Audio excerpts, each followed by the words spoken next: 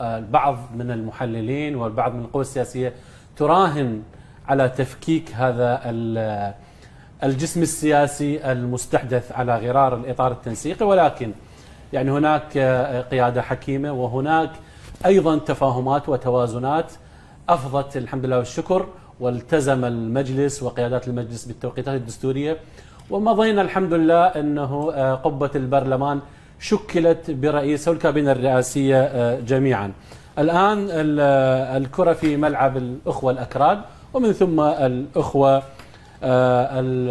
الشيعة سياسيا.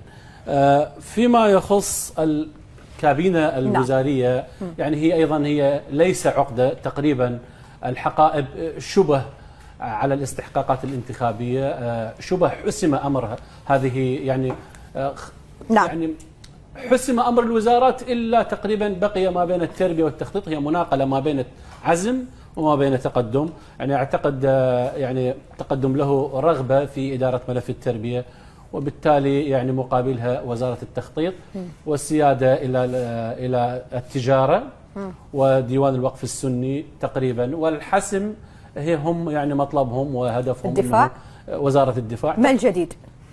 يعني هو ماكو جديد، فقط مناقلة ما بين عزم وما بين تقدم. هذه يعني أحدث التطورات إلى الآن، لكن لا شيء لا بصراحة ما الذي دفع عزم إلى التخلي عن منصب رئاسة البرلمان؟